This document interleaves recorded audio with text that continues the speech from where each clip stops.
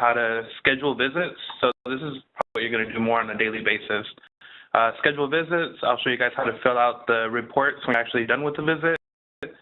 I'll check and see if you have enough visits or if you need to add more visits, how to add more visits.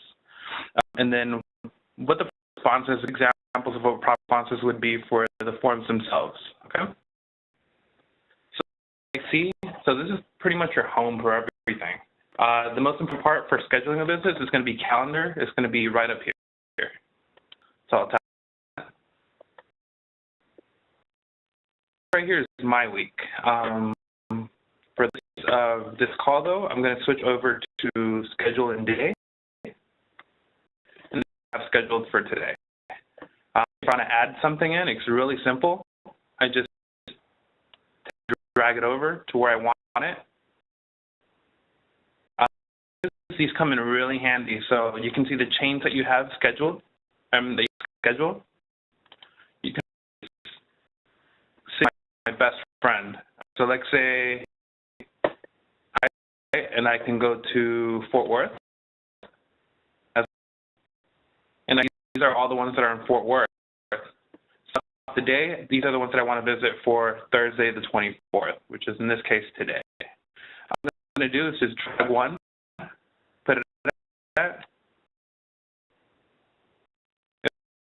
already scheduled a store for the day. The things that I like to do is keep the store visits that I'm going to be doing all in this area. So if I hit city and do Worth, I'll schedule most of my visits for Fort Worth. I stick within the same area. I don't have to drive as much, and I spend more time in the store. So you have a store scheduled. The easiest you can do, if you just tap on this button here, it's a little red one. Certify your time. So the time actually at the store, that's what you would put for the certification time. At 9 o'clock to 11 o'clock, but you were there from 9:05 to 11:05, then that's what you would change this time here to. So I'll go ahead and do that for this call. That's the time I was there, then I would tap certify. Then you can actually go into the form and report. This is really simple.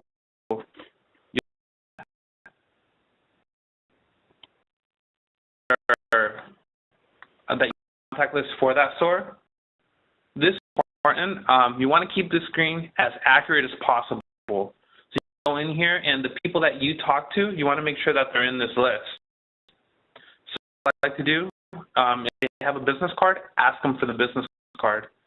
Usually the business card will have their first and last name on there and their email address. You want to make sure that the information on here is as accurate as possible.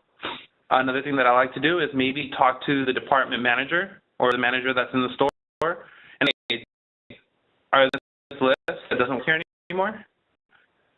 This as accurate as possible is important. You don't want to leave any empty spaces, and you want the email addresses that are on there are accurate. So this call form, I talked to Coy. Continue and take you to the details of the call form. First, this would be all the info is correct. So this is the store. So this is the address for the store that you went to. Is that correct? If not, go in there and change it. Contact information, things like that. There's an option here that says closed. This go to the store and you see that that store is shut down and there's nothing there. You know, tap on that and a comment, and you can say, you know, they're here, but and you can just put that in there. You want to as possible, and then include a picture. So my recommendation from using the mobile app is you want to take a picture in low resolution. So the camera app that you use, whichever one you use, I recommend that you lower the resolution of the picture to the lowest possible so that when you take it, it's easy to upload. If the picture is too big, it won't upload. Download another app to resize it or something. But when you comment and you put in your picture, you can save it, and then the store is closed. You know, they will send you an email to tell you, hey, we went ahead and updated this, and the store is closed. Basically, you're going to go in there, and you're just going to click all info is correct because that's typically the case. Next, and this will give you the details for the store visit for today. So Koi, I went in there.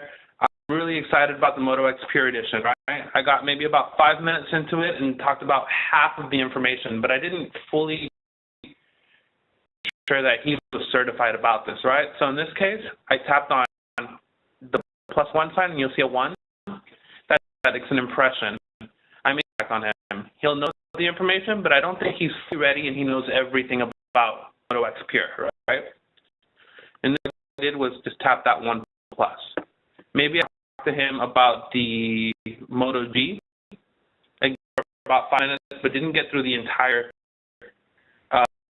You'll just hit the plus there.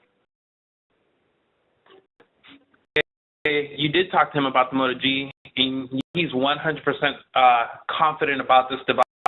If he comes up to him and asks him questions, he will be able to answer it like a trooper. This guy knows his stuff. When you ask this person certified. About this is if you're hitting yes to this is your signature on it. This is you trained him and you know he knows his stuff. So be confident that if you're hitting yes, that he knows his stuff. Sometimes they'll do calls and they'll call and talk to the reps and check and see if they actually know their things. So you want to make sure that the information you put here is accurate. I'm going to go ahead and uncheck all this stuff because I haven't actually done this visit. Next. So the first one is, did you check in when you got there and did you check out? If you checked in, you can check out, and then if you didn't, just hit no. It's on there because they'll be able to see if you checked in or if you didn't check in. So checked in and checked out because that's going to be the most common thing. All right? This visit, and this just put no, right? Maybe something. You hit yes, and they're going to know how the traffic was. Was it slow when you were in there? Mostly just training the people, and maybe you talked to one person? Or was it heavy? Was there a lot of people in there? Be honest about that one too. But it was slow, you know. Maybe you talked to 4 people. To them, what did you talk to them about, right? Did you talk Moto G? If you sold one of these devices and you want to put a number on there. So let's say while you were at that visit, the people in the store sold the Droid Turbo. If they did, you hit the amount that they sold. You know, Droid Turbo. I'm really happy. I took a picture of it. They're excited, you know. I put one there, and maybe sold one of our Bluetooths. You'll put one there for accessories as well. As possible. The next I ask you is to share a story about that visit. So, Droid Turbo. Tell them if that transaction successful. So, he talked about the battery life, and they were so excited about that battery life, and why. You want to give a full story. So, why was that customer excited about the battery life? You don't just put so battery. Why the battery? Maybe, you know, this customer uses it for business and uses it on a daily basis and absolutely needs this one to last, and his iPhone isn't lasting right now. These are important to Motorola, so we want to make sure we include details. Things you may not want to include necessarily are going to be things like, you know, the customer was in a rush, or, you know, what didn't he care about? What did he care about? Part right here is where you're going to put so display accuracy and stuff like that. So you'll go to each of these. Like E, it'll ask you, does the store carry the product? If they did yes, when you left. If yes, if not, you put no.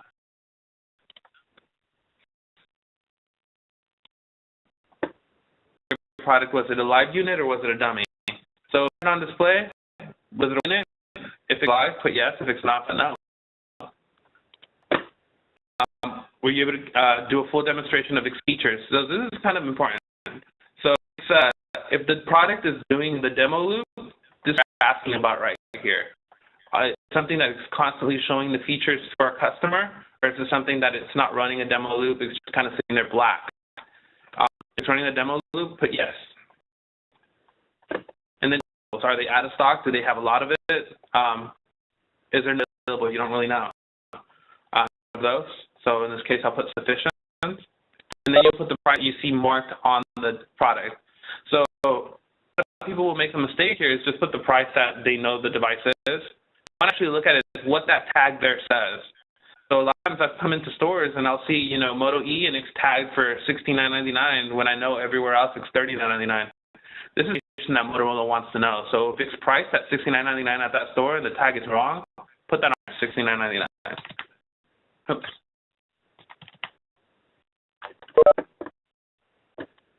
Then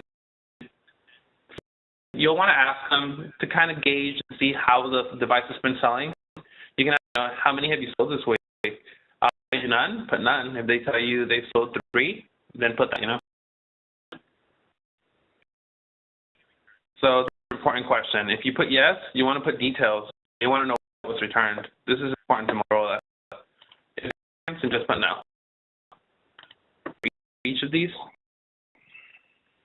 And once that's complete, you're going to go to see exactly what the devices that these reps are carrying. So, if you iPhone, 3 iPhones, and you see a Galaxy, 4 Galaxies, if it's an LG, you put that on there. Whatever you see the devices that they're carrying, that's what you're going to put in this area here. The part is going to be, was it compliant? So signs correct. Well, the signs correct, I mean, the pricing right, were the devices all there? Was there something missing? Was there something stolen? That's for that. So if you put yes is correct, no, put no details here. So the tagging issue, fixture issue with the handset. So the maybe it's not connecting to the network, or maybe it's something. You can put that on there.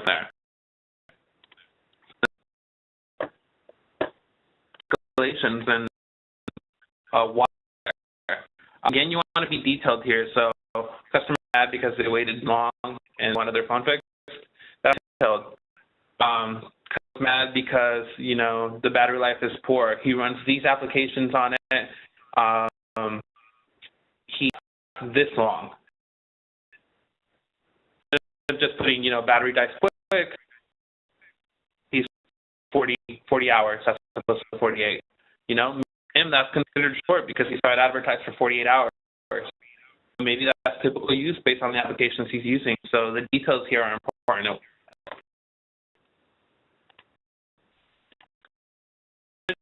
This is the first person you're going to talk to when you walk into like a Best Buy or a Verizon. You'll want to get their first and last name. I always like to ask them for their business cards. The report at the end of the. When you're outside, you might forget. So if you have the business card, you at least know that. But for their email address, and then for Best Buys, you'll actually have a confirmation number that you'll get. You put there. That you're going to go down and hit save, and that's the report for that visit. Sounds like a lot of stuff, but once you're actually doing it, it goes by really, really quickly. The one thing, again, that you want to rush on is those spaces that say that they want details. Details. Selling call report and scheduling a visit.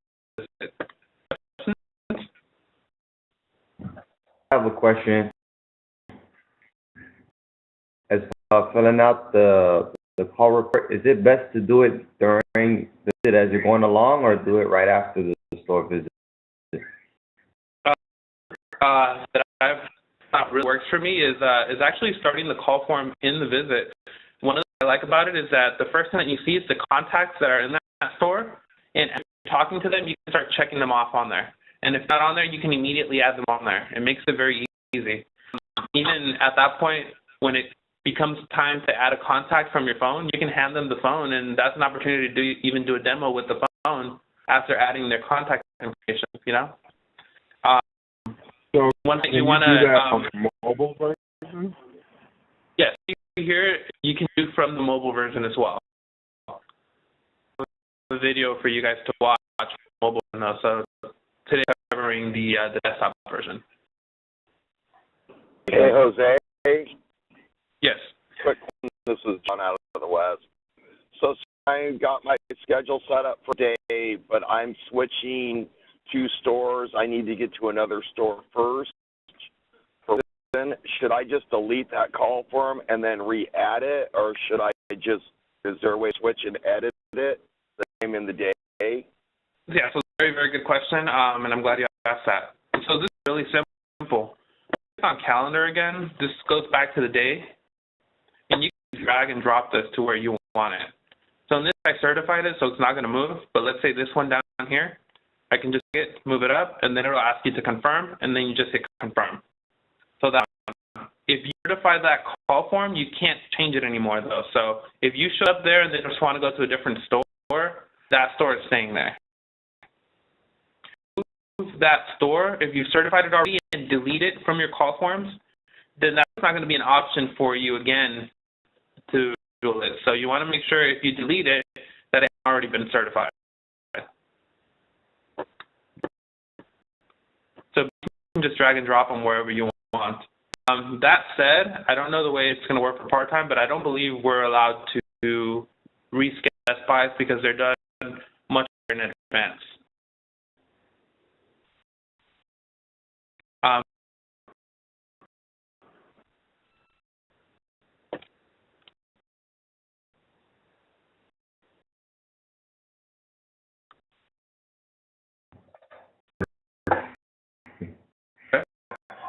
As far as scheduling our routes, you say it's best to go by city and keep it big, like a. Yeah, that it has really worked for me is at least at first. I look Google Maps when I'm doing this, and I will go to a city. So another example, let's say Arlington, right? And I'll see the stores that I have on there, and I'll go into Google Maps real quick to give me a general idea of the area they're at, and of what I'm seeing there, I'll decide a route that I want to take. And I'll start dragging them in the order that I like. I tend to stick to one city or 2 cities that are close to each other, because that will give you the best use for your time. One of the things that I didn't cover actually is going to be adding more visits. So let's say you don't have enough. Like here in Arlington, I only have 1, right? Add more. There's something that we have. It's called the Extra Visit Request Form, EVR. So if you need an extra visit for Arlington, as an example, you that. We will provide a link for this. But it's simple. You put your first and last name. That's over you. The store added, and the visit that you would like to add. So in store is going to be a short visit, and sales day or expert day is going to be a longer visit. That's going to be, something like that. Rank, and then the reason you want to add it, and then you just submit it. It's really simple. If you need help with this, you can reach out to me or to Jennifer for this. This is really simple. Thank you. The store visits are loaded at the beginning of the month, so they're usually loaded like the week before the month starts. So you get all of your visits, you can see, and then you can kind of plan how your entire month is going to go. So it makes it a little bit easier. So it's not just like 1 or 2 weeks at a time. Typically do these all in the beginning of the month. I will schedule my entire month out. It's easier for me, and I can really be more efficient with my time by doing it that way.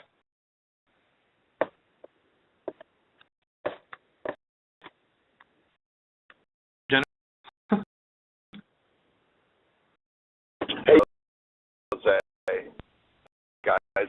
So do I schedule my store the same week? Rather, so like if I visited a Best Buy in last week at 3 p.m. schedule, I just kind of roll over my schedule, copy and paste it over, whatever. Is it fine to just visit it again at 3 o'clock and 3 o'clock and so on? Or do we leave them up a little bit? Have a list of stores, and the goal is to have unique visits. So the stores that you're hitting every store that you have loaded in your IC. Every store that you have loaded, at that point, you can look into doing visits to the same store. So 20 stores visited and loaded for the month, and you all 20 of them, then you're adding this first store another time. Does that make sense?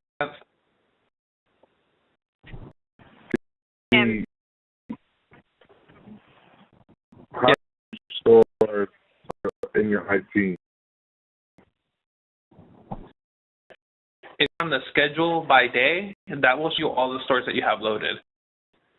So I tend to do when I'm scheduling my months out is I'll just go through this, see the entire list, and I'll just go city until it's pretty much city. But you hear frequencies, somebody load them twice, right? So frequency 2, then you probably haven't scheduled it. If it's at frequency 1, that means you probably already scheduled it. You shouldn't schedule it again until you go to other stores.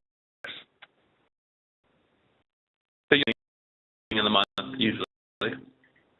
And this live for all of you guys. So if you go into your calendar and move it to the 27th, which is this coming Sunday, you will see all of the visits that are loaded for October. October actually starts on 9/27 for us. Our calendar months are a little bit skewed like that. So if you move the calendar ahead to 9/27, Jose, if you can move yours, that would be great. You see all of the visits, and you'll be able to actually start planning out your month that way. See, and once he moves to 9/27, you see all of the new visits for the new month. So it'll show the wave dates. You can see the 9/27 to 10/30, the duration, how long the visits are going to be, and then the frequency, how many visits there are for each store. So go in and start looking and see assigned to you which stores visits there are and everything. If you want one-on-one help with it, you guys are. I'm happy to help out. You guys can reach out to me. On the point that John Triolo was bringing up in regard to the stores frequency than one time, you want to visit it at the exact same time the next week. Our unique store count is to the number of people that we can train. In order, we to look at what we were there the last time and try to reach new RSAs or blue shirts depending on what tier you're in. So first time that you visit your first Best Buy, if you go in at 1 o'clock in the afternoon, next time that you go, I would plan it for later on in the afternoon so you could hit someone that is coming in on a later shift. So just in mind as you're building out your schedule, we want to expand our reach into maximizing the number of people per store that we can train and certify. Thank you, John, for bringing that up.